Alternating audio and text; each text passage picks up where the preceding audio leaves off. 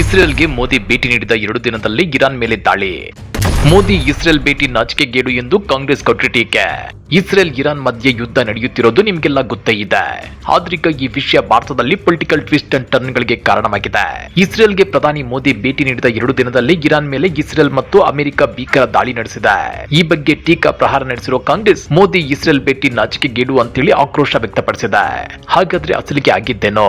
Israel Iran ನಡುವೆ ಯುದ್ಧ ನಡೆಯುತ್ತಿದ್ರೆ ಭಾರತದಲ್ಲೇಕೆ ರಾಜಕೀಯ ಕೆಸರೆರಚಾಟ ಅಂದ್ರ ಅದನ್ನ ಡೀಟೇಲ್ ಆಗಿ ತೋರಿಸ್ತೀವಿ. ಆದ್ರೆ ಅದಕ್ಕಿಂತ ಮೊದಲು ಹಲೋ ಕನ್ನಡ ಯೂಟ್ಯೂಬ್ ಚಾನಲ್ ಅನ್ನ ಸಬ್ಸ್ಕ್ರೈಬ್ ಮಾಡ್ಕೊಳ್ಳಿ. ಹಾಗೇನೇ ಪಕ್ಕದಲ್ಲಿರೋ ಬೆಲ್ ಬಟನ್ ಅನ್ನು ಪ್ರೆಸ್ ಮಾಡಿ. ಪ್ರಧಾನಿ ನರೇಂದ್ರ ಮೋದಿ ಅವರ ಇಸ್ರೇಲ್ ಭೇಟಿ ನಾಚಿಕೆಗೇಡು ಮತ್ತು ಸಮಯೋಚಿತವಲ್ಲದ್ದು ಅಂತೇಳಿ ಕಾಂಗ್ರೆಸ್ ಟೀಕಿಸಿದೆ.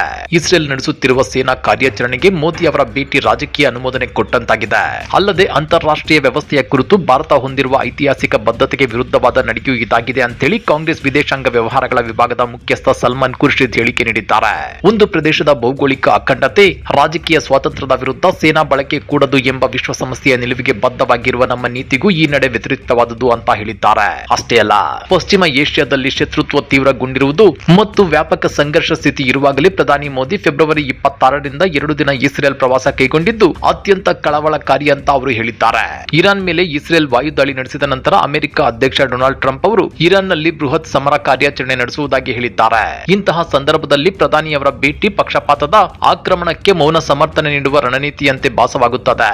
ಭಾರತದ ಸಂಬಂಧ ಇಸ್ರೇಲ್ ಜೊತೆಗೆ ಮಾತ್ರವಲ್ಲ, ಇರಾನ್, ಪ್ಯಾಲೆಸ್ಟೈನ್ ಸೇರಿ ಇತರರ ಜೊತೆಗೂ ಇದೆ ಎನ್ನುವುದನ್ನ ಬಿಜೆಪಿ ಆಡಳಿತ ಅರ್ಥ ಮಾಡಿಕೊಳ್ಳಬೇಕು ಅಂತೇಳಿ ಸಲ್ಮಾನ್ ಖುರ್ಷಿದ್ ಹೇಳಿದ್ದಾರೆ. ಇನ್ನ ಇದೇ ವಿಚಾರವಾಗಿ ಟ್ವೀಟ್ ಮಾಡಿರೋ ಕಾಂಗ್ರೆಸ್ನ ಪ್ರಧಾನ ಕಾರ್ಯದರ್ಶಿ ಜೈರಾಮ್ ರಮೇಶ್, ಮೋದಿ ಅವರು ಇಸ್ರೇಲ್ಗೆ ಭೇಟಿ ನೀಡಿದ 2 ದಿನಗಳ ನಂತರ ಇಸ್ರೇಲ್ ಮತ್ತು ಅಮೆರಿಕ ಇರಾನ್ ಮೇಲೆ ಜಂಟಿ ದಾಳಿಯನ್ನ ಪ್ರಾರಂಭಿಸಿವೆ. ಕಳೆದ ಕೆಲವು ತಿಂಗಳುಗಳಲ್ಲಿ ಅವರ ಮಿಲಿಟರಿ ಜಮಾವಣೆಯನ್ನು ನೋಡಿಯೇ ಈ ನಿರೀಕ್ಷೆ ಇತ್ತು. ಆದ್ರೂ ಪ್ರಧಾನಿ ಮೋದಿ ಇಸ್ರೇಲ್ಗೆ ಭೇಟಿ ನೀಡಿದ್ರು. ಈ ಮೂಲಕ ನೈತಿಕ ಹಿಡಿತನವನ್ನ ಪ್ರದರ್ಶಿಸಿದ್ರು ಅಂತ ಬರೆದುಕೊಂಡಿದ್ದಾರೆ. ಭಾರತವು ಇಸ್ರೇಲ್ನೊಂದಿಗಿದೆ ಎಂದು ಘೋಷಿಸಿದ ಕಾರಣಕ್ಕಾಗಿಯೇ ಪ್ರಧಾನಿ ಸ್ವತಃ ಪ್ರಶಸ್ತಿಯನ್ನ ಪಡೆದುಕೊಂಡ್ರು. ಇಸ್ರೇಲ್ ಭೇಟಿ ನಾಚಿಕೆಗೇಡಿನ ಸಂಗತಿ ಮತ್ತು ಮೋದಿಯವರ ಇಬ್ಬರು ಒಳ್ಳೆಯ ಸ್ನೇಹಿತರು ಪ್ರಾರಂಭಿಸಿದ ಯುದ್ಧಕ್ಕಿಂತ ಅತಿಯಾಗಿದ್ದು ಅಂತ ಟೀಕಿಸಿದ್ದಾರೆ. ನಿಮ್ಗೆ ಗೊತ್ತಿರಲಿ, ಫೆಬ್ರವರಿ 28ರಂದು ಅಮೆರಿಕ ಮತ್ತು ಇಸ್ರೇಲ್ ಜಂಟಿಯಾಗಿ ಇರಾನ್ ಮೇಲೆ ಬೃಹತ್ ಸೇನಾ ದಾಳಿ ನಡೆಸಿವೆ. ಈ ಕಾರ್ಯಾಚರಣೆಗೆ ಅಮೆರಿಕ ಆಪರೇಷನ್ ಎಪಿಕ್ ಫ್ಯೂರಿ ಮತ್ತು ಇಸ್ರೇಲ್ ರೋರಿಂಗ್ ಲಯನ್ ಅಂತ ಹೆಸರಿಟ್ಟಿವೆ. ಈ ದಾಳಿಯಲ್ಲಿ ಇರಾನ್ನ ಸರ್ವೋಚ್ಚ ನಾಯಕ ಅಯಾತುಲ್ಲಾ ಅಲಿ ಖಮೇನಿ ಹತರಾಗಿದ್ದಾರೆ.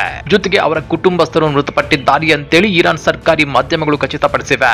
ಇದಕ್ಕೆ ಪ್ರತಿಯಾಗಿ ಇರಾನ್ ಕೂಡ ಇಸ್ರೇಲ್ನ ಟೆಲ್ ಅವೀವ್ ಮತ್ತು ಮಧ್ಯಪ್ರಾಚ್ಯ ಕತಾರ್, ಯುಎಇ, ಬಹ್ರೇನ್, ಕುವೈತ್ ಮತ್ತು ಜೋರ್ಡನ್ ನಲ್ಲಿರುವ ಅಮೆರಿಕದ ಮಿಲಿಟರಿ ಬೇಸ್ಗಳ ಮೇಲೆ ಕ್ಷಿಪಣಿ ದಾಳಿ ನಡೆಸುತ್ತಿದೆ. ಪ್ರಧಾನಿ ತಮ್ಮ ದ್ವಂದ್ವ ನಿಲುವಿನಿಂದ ಈ ಹಿಂದೆಯೂ ಹಲವು ಬಾರಿ ಟೀಕೆಗೆ ಗುರಿಯಾಗಿದ್ದಾರೆ. ಭಾರತ ಪ್ಯಾಲೆಸ್ತೈನ್ ವಿಷಯದಲ್ಲಿ ದಶಕಗಳ ಕಾಲದ ತಟಸ್ಥ ನಿಲುವನ್ನು ಹೊಂದಿದೆ. ಆದ್ರೆ ಇತ್ತೀಚೆಗೆ ಇಸ್ರೇಲ್ ಭೇಟಿಯ ಸಂದರ್ಭದಲ್ಲಿ ಪ್ರಧಾನಿ ಮೋದಿ ಇಸ್ರೇಲ್ಗೆ ಪೂರ್ಣ ಬೆಂಬಲ ನೀಡಿರುವುದು ಭಾರತದ ನೈತಿಕ ನಿಲುವನ್ನು ಕುಗ್ಗಿಸಿದೆ ಅಂತೇಳಿ ಕಾಂಗ್ರೆಸ್ ಸೇರಿದಂತೆ ಹಲವು ಪಕ್ಷಗಳು ಟೀಕಿಸಿವೆ. ಇಷ್ಟು ಮಾತ್ರವಲ್ಲದೆ ಇದೀಗ ಇಸ್ರೇಲ್ ಮತ್ತು ಅಮೆರಿಕ ಇರಾನ್ ಮೇಲೆ ನಡೆಸಿದ ದಾಳಿಯನ್ನ ಪ್ರಧಾನಿ ಮೋದಿ ಖಂಡಿಸದಿರುವುದು ಭಾರತದ ಅಲಿಪ್ತ ನೀತಿಗೆ ವಿರುದ್ಧವಾಗಿದೆ.